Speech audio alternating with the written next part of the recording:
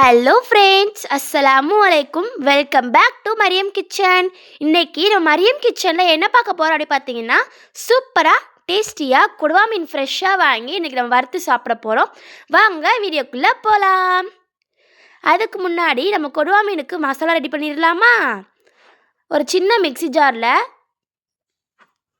இஞ்சி பூண்டு பேஸ்ட், மிளகு, சோம்பு, ஜீரகம் இந்த 4ஐயும் நல்லா பேஸ்ட்டாக அரைச்சி எடுத்துக்கலாம். தண்ணி விடவே கூடாது, நல்லா பேஸ்ட்டாக அரைச்சி எடுத்துக்கோங்க. உங்களுக்கு தேவைப்பட்டுச்சுன்னா கொஞ்சமாக ஒரு கப் அளவு தண்ணி ஊற்றிக்கோங்க. இப்போ நம்ம மீன் கொடுவா மீன் வாங்கியிருக்கோம் பாருங்கள், எவ்வளோ ஃப்ரெஷ்ஷாக இருக்குது பாருங்கள். நாங்கள் மார்க்கெட்டில் போய் வாங்கிட்டு வந்தோம் காலையிலேயே. நல்லா பெரிய மீனாக இருக்குது. வறுக்கிறதுக்கு தனியாக நாங்கள் மீன் பிரித்து எடுத்து வச்சுருக்கோம் பாருங்கள். மீன் நல்லா கழுவி எடுத்து வச்சுருக்கோம் பாருங்கள். சூப்பராக இருக்குது, நல்லா கனமாக இருக்குது மீன்.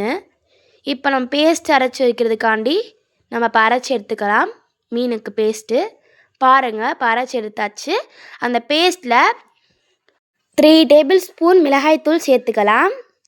சேர்த்துட்டு ஒரு பிளேட்டில் நம்ம உங்களுக்கு தேவையான அளவுக்கு கார்ன்ஃப்ளவர் மாவு சேர்த்துக்கோங்க. அதோடு நம்ம அரைச்சி வச்சிருந்த பேஸ்ட்டு இதோடு சேர்த்துக்கலாம். சேர்த்துட்டு நல்லா மிக்ஸ் பண்ணிக்கோங்க ஃப்ரெண்ட்ஸ், நல்லா மிக்ஸ் பண்ணிக்கோங்க. பார்த்திங்களா எப்படி மிக்ஸ் பண்ணுறோம்? நல்லா கையை நல்லா வச்சு பிசையணும், கெட்டியே இல்லாமல் பிசையணும்.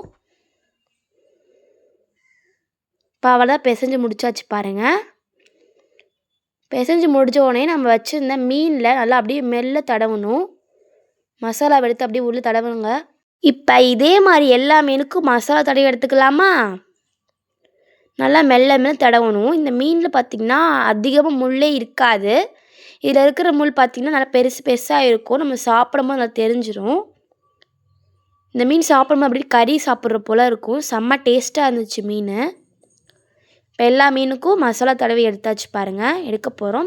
எல்லா மீனுக்கும் மசாலா தடவி எடுத்துடலாம். நல்லா மசாலா தடவிக்கோங்க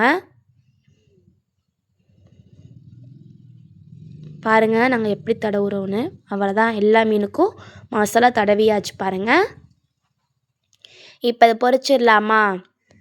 நான் மீன் பொரிக்கிறதுக்கு மிஸ்டர் கோல்ட் சன்ஃப்ளவர் ஆயில் தான் எடுத்திருக்கேன். இப்போ மிஸ்டர் கோல்ட் சன்ஃப்ளவர் ஆயிலை நம்ம மீன் வறுக்கிறதுக்கு வச்சுருக்கோம்ல பேன், அதில் ஊற்றிடலாம். பாருங்கள், நல்லா மீன் கரெக்டாக 15 நிமிஷம் ஊற வச்சாச்சு. இப்போ நம்ம ஆயில் ஊற்றிக்கலாம். ஆயில் ஊற்றினதுக்கப்புறம் நம்மளுக்கு தாராளமாகவே கருவேப்பிலையை சேர்த்துக்கலாம். கருவேப்பிலை நல்லா பொரிஞ்சு வந்ததுக்கப்புறம் நம்ம எடுத்து வச்சிருந்த மீனை அதோட சேர்த்துக்கிறோங்க. மெல்ல மெல்ல போடணும் மீன் போடும்போது. இப்போ இதே மாதிரி எல்லா மீனையும் போட்டு எடுத்துடலாம் எண்ணெயில். பாருங்கள், 4 மீன் நான் எண்ணெயில் போட்டிருக்கேன். இப்போ மீனை நல்லா எண்ணெயில் பொரித்து எடுத்துக்கலாம். மீனை உள்ளே போட்டதுக்கப்புறம் நம்ம மேலாப்பில் கருவேப்பிலையை தூவி விட்டுக்கலாம். நல்லா மணமாக இருக்கும். அந்த கருவேப்பிலை வீணாக்காமல் நல்லா சாப்பிடுங்க, அது உடம்புக்கு நல்லது. இப்போ மீன் நம்ம நல்லா திருப்பி போட்டாச்சு பாருங்கள். பார்த்திங்களா, சூப்பராக வெந்திருக்குல்ல? அவ்வளோதான், மீன் ரெடி ஆயிடுச்சு, பொரித்து எடுத்தாச்சு பாருங்கள். அவ்வளோதான், மீனை பார்த்திங்கன்னா சூப்பராக வெந்திருக்கு. மறக்காமல் கொடுவா மீன் நீங்கள் எங்கே பார்த்தாலுமே மறக்காமல் வாங்கி சமைச்சு பாருங்கள், செம்ம டேஸ்ட்டாக இருக்கும். இதை மறக்காமல் நீங்கள் வீட்டில் ட்ரை பண்ணி பார்த்துட்டு எப்படி இருக்குன்னு மறக்காமல் கமெண்ட்டில் சொல்லுங்கள். இந்த வீடியோ உங்களுக்கு பிடிச்சிருக்குன்னு நினைக்கிறேன். மறக்காமல் சப்ஸ்கிரைப் பண்ணிக்கோங்க. பாய் ஃப்ரெண்ட்ஸ், அஸ்ஸலாமு அலைக்கும்.